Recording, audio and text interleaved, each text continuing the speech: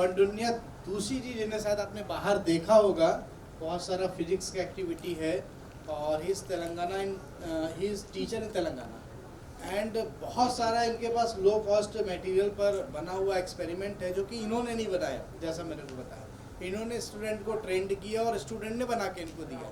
तो ये आपके लिए इम्पॉर्टेंट है कि कई बार हम यही सोचते रहते हैं कि हमारे टीचर कुछ नहीं लेके आते, हम अगर चाहें तो हम खुद टीचर के लिए कुछ बना के ले जा सकते हैं।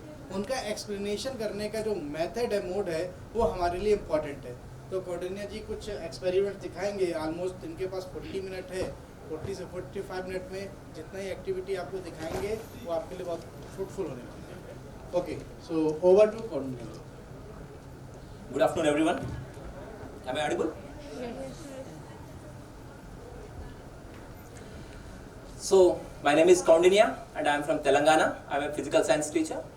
So, पहले बात यह है कि जैसे ही हम फिजिक्स बोलते हैं और क्लास में घुसते हैं तो मैक्सिमम स्टूडेंट्स जो है वो डिटैच हो जाते हैं हमसे।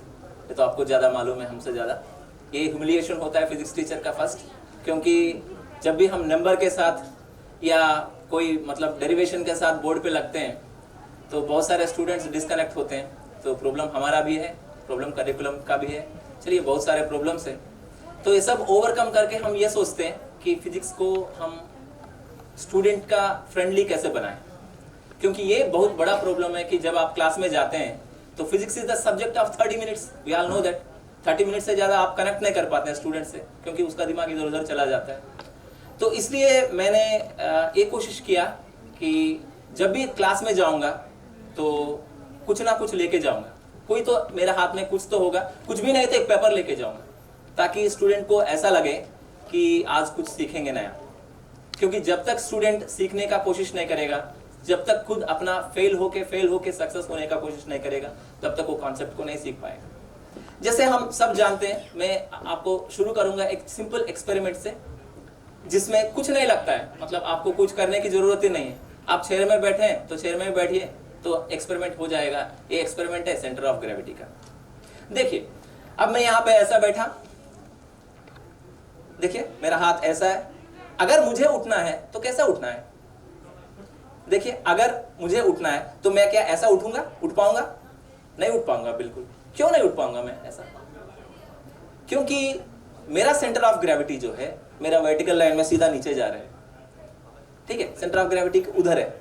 जब मुझे उठना है तो मुझे ऐसा करना है ना आगे, तब जाके मैं शिफ्ट कर रहा हूँ सेंटर ऑफ ग्रेविटी इस स्ट्रेट लाइन में। देखिए, एक सेंटर ऑफ ग्रेविटी के कॉन्सेप्ट है जिसमें कुछ पैसा ही नहीं लगता है, ठीक है। तब पहले तो ये लगना चाहिए हमें कि हम फिजिक्स सीख सकते हैं। जैसा एक चेयर है, आपने कभी देखा कि कोई चेयर है तो चेयर को हम जब पुश करते हैं तो कैसा पुश करते हैं?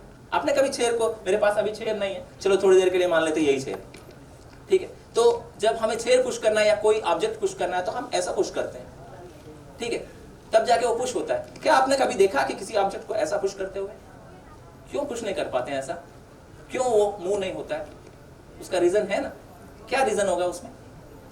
उसमें रीजन ये होगा कि आप जब फोर्स अप्लाई करते हैं तो जब फोर्स अप्लाई करते हैं तो ऐसा अप्लाई करेंगे जो सरफेस से 90 डिग्री एंगल में, परपेंडिकुलर टू द सरफेस। और वर्क का मतलब क्या होता है? जानते हैं आप लोग वर्क क्या होता है? कोई anybody? Work W equals to, excellent, force into, बस आगे और कुछ जाइए आगे, इनटू, एक्सीलेंट, तो cos थीटा है। तो वो हम मिस कर देते हैं cos थीटा, क्योंकि यहाँ पे देखिए वो तो एक डॉट प्रोडक्ट है ना, F डॉट S है। F डॉट S का मतलब, हाँ ये सब बोर्ड में जाएंगे तो कोई बच्चा नहीं सुनता है, क्योंकि जब भी हम सीधा F डॉट S लिखेंगे तो कनेक्ट नहीं होता जैसा एक एक्टिविटी से कनेक्ट होता है। वो कोशिश करेगा कम से कम, वो इसलिए नहीं हिला पाते हैं क्योंकि आपका cos थीटा जो है cos 90 हो गया, जिसका वैल्यू है 0। आप जितना भी फोर्स अप्लाई करो उससे कोई फर्क नहीं पड़ता, क्योंकि F इंटू 0 इक्वल्स टू 0, वहां पे 0 वर्क डन हो गया आपका। तो इससे क्या पता चला हमको?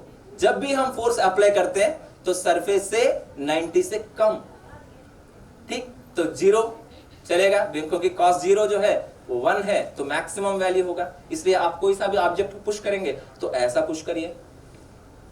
जब भी आप ऐसा पुश करने का कोशिश करेंगे तो आपका फोर्स थोड़ा ज्यादा लगाना पड़ेगा, वर्क कम होगा। और ऐसा करेंगे तो वर्क होगा ही नहीं, जिसमें कोई पैसा नहीं लगता है। 1 रुपया भी नहीं लगेगा आपको इन चीज़ों में मतलब इंटरेस्ट लगाने में, क्योंकि physics is the subject of. चलिए, आप लोग सुने होंगे जब भी लैंग्वेजेस का टीचर्स क्लास में आते हैं तो हम लोग बहुत इंटरेस्टिंगली उससे कनेक्ट रहते हैं। नहीं, बात ये है कि वो लोग किसी के बारे में बोलेंगे, राम जी के बारे में, सीता जी के बारे में, या कुछ भी। लेकिन जब हम क्लास में जाते हैं तो हमारा दिक्कत यह है कि हम इलेक्ट्रॉन प्रोटॉन के बारे में बात करते हैं, जो आप नहीं है, हम नहीं है, और कोई नहीं है उसमें। इसलिए हम लोगों को ऐसा लगता है कि ये हमारे से कनेक्टेड नहीं है, लेकिन यही चीज ज्यादा इंपॉर्टेंट है आपको। क्योंकि मैं अगर आपको बोलूंगा न्यूटन्स थर्ड लॉ, आप लोग सब जानते हैं Newton's third law, every action has equal reaction in the opposite direction. Okay, action and reaction both are opposite in direction. चलिए, मैं इसको बोलूंगा, देखिए इसमें क्या पैसा लगेगा आपको। पहले मैं action reaction FAB equals to minus FBA बोलूंगा तो बच्चे थोड़ा डर जाएगा, ये कुछ और बोल रहे हैं। अब देखिए, इसमें कोई पैसा नहीं लगता है, ये तो देखिए सिर्फ बच्चों से बनवाया मैंने, एक पेन कैप है टूटा हुआ और कुछ नहीं, इसको बस अब छोड़ेंगे तो जाएगा। बात ये नहीं है कि जाएगा, ये सब जानते हैं जाएगा, क्योंकि ये हम पढ़ते हैं न्यूटन्स थर्ड लॉ क्लास 9 में, है ना, क्लास 9 में पढ़ेंगे ना न्यूटन्स थर्ड लॉ। लेकिन जब क्लास 9 में आप न्यूटन्स थर्ड लॉ पढ़ेंगे तो हम टीचर का काम है एक कंपटीशन लगाना कि कौन, एक रेस लगाएंगे। चलिए, एक 15 जन का नाम लेंगे और रेस लगाएंगे, हर ग्रुप में 2-2 बच्चे होंगे, और रेस ये होगा कि सॉफ्ट फ्लोर में होगा और एक स्टार्टिंग पॉइंट होगा, एक एंडिंग पॉइंट होगा, किसका ज्यादा दूर जाएगा। देखिए इसमें क्या क्या कॉन्सेप्ट इन्वॉल्व है। पहले तो हम ये सोचते हैं कि चलो यार मतलब न्यूटन्स थर्ड लॉ है सिर्फ, नहीं, न्यूटन्स थर्ड लॉ ही नहीं है। आप अगर ये काम बच्चों को देंगे तो इतना मतलब बढ़िया बना देंगे उस वर्क को। देखिए, इसमें एरोडायनेमिक्स इन्वॉल्व है। इसमें अगर आप बोलेंगे कि इसका शेप को चेंज करने से अगर वो ज्यादा स्पीड जाएगा, या इसका मास को घटाने से ज्यादा स्पीड जाएगा, इसको थोड़ा कॉम्पैक्ट बनाने से ज्यादा मतलब स्पीड जाएगा, ये सोचने में स्टूडेंट को टाइम लगता है। और स्टूडेंट में डिस्कशन होगा, सो डिस्कशन ही तो साइंस है। जब डिस्कस ही नहीं कर पाएंगे तो साइंस ही नहीं है। वहां पे क्वेश्चन करना चाहिए, और टीचर का काम है वो क्वेश्चन करने के लिए उसको मतलब ये करें, इंकरेज करें। क्योंकि ज्यादातर तो हम लोग स्टूडेंट जब उल्टा सीधा बोलते हैं तो हम लोग बैठ जाओ क्लास में, जब हम बैठ जाओ बोलते हैं तो मतलब एक जना भी नहीं उठेगा वहां पे आगे। कभी भी डिस्करेज नहीं करना चाहिए, और आप लोग भी फेल्यूर को थोड़ा सीरियसली नहीं लेना चाहिए। फेल होते हैं कोई बात नहीं, होंगे 10 बार होंगे तो 11 बार सक्सेस हो जाएंगे, 100 बार फेल होंगे तो 1 time is ours. Definitely you should not leave the hope. देखिए, मैं कल सर दिखाए थे आपको, कोई अगर कल नहीं अटेंड किया तो देखिए, हमारा स्कूल में एक टॉय का शो हुआ, ठीक है, मैं आपको लाइव एक्सपीरियंस बोल रहा हूँ। तो एक साइंस का वो टॉय का शो हुआ, तो एक टॉय सेंटर ऑफ मास का कॉन्सेप्ट है। ऐसा वाला एक टॉय आप देखे होंगे, ये ऐसा गिरता है तो ऐसा उठता है ऊपर, तो ये 200 रुपए में एक टॉय बेच रहे हैं। तो एक 6th क्लास की लड़की बोली मुझे, सर हमारे पास 200 नहीं है, हम कल पेरेंट लेकर दे देंगे आपको, आप मुझे 200 रुपीज दो। तो मैं पूछा कि किस लिए चाहिए 200?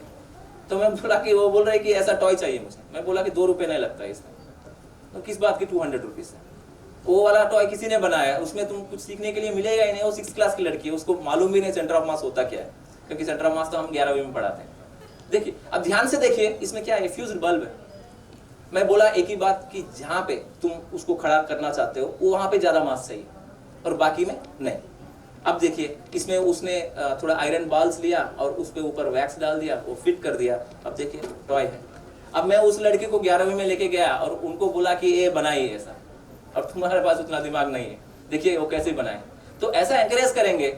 अब छोटा छोटा मतलब उनको कितना भी छोटा एक्सपेरिमेंट करें, और आप लोग भी करना चाहिए एक्सपेरिमेंट, क्योंकि स्टूडेंट लाइफ में अगर आप एक्सपेरिमेंट नहीं करेंगे तो बड़ा होकर आप कुछ नहीं बनेंगे। क्योंकि आप ध्यान से सोचिए एक बात, जब आप 12th क्लास में रहेंगे, एक छोटा सा कॉन्सेप्ट है, लेंज लॉ हो या फाराडेस लॉ हो, कुछ भी हो, आप भी पढ़ेंगे और 5th क्लास वाला भी वही आंसर पढ़ेगा। तो दोनों में अंतर क्या है? अंतर यह है कि 5th क्लास वाला उसको समझ नहीं पाता है और 12th क्लास वाले को समझना चाहिए एग्जैक्टली होता क्या है। चलिए, और एक हम देखते हैं इसमें, यहाँ पे जो भी क्लास 12th का होंगे, आप लोग किरचॉफ लॉ के बारे में जानते ही होंगे। किरचॉफ लॉ, किरचॉफ 2 लॉस है। One is called as junction law, which is also called as current law. Other is called Kirchhoff loop law, which is also called as voltage law. देखिए, यहाँ पे अगर आप कहीं कंपनी जाएंगे या Amazon, Flipkart कहीं पे भी जाएंगे तो 450 से लेकर 500 तक मिलेगा आपको एक किट।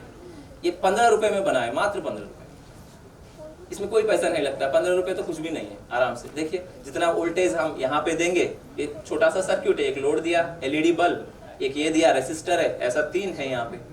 यहाँ पे हम EMF देंगे, अब यहाँ पे मेजर करेंगे, देखिए VA voltage applied, V1 V2 V3, so VA minus V1 minus V2 minus V3 is always equals to 0.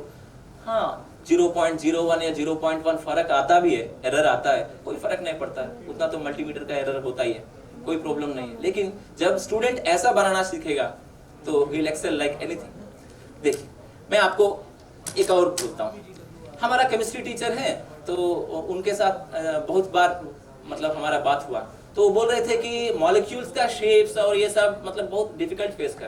तो मैं बोला कि एक काम करते हैं, एक गेम बना देते हैं, क्योंकि बच्चे जब भी गेम बोलते हैं तो ज्यादा इंटरेक्ट हो जाता है, चलो ये गेम खेलते हैं। चलो एक डायरी मिल्क का मतलब तीन लोगों का एक टीम बनाते हैं, एक 30 जने को 10 टीम बना देते हैं, और पहले दिन ही आप बोल दीजिए कि कितना मॉलिक्यूल्स है और बोलिए क्या शेप्स है आपके पास और क्या मॉलिक्यूल्स है और क्या बॉन्ड एंगल है, और 3 जने का एक टीम रहेगा। देखिए आप लोग भी खेल के देखिएगा, जितना मॉलिक्यूल्स है सब लिखेंगे टीचर, लेकिन उल्टा करके देंगे एक लड़के को और बोलेंगे you have to choose 5 from it. तो उसने 5 चूज किया तो 5 को ऑर्डर में लगाया उसने।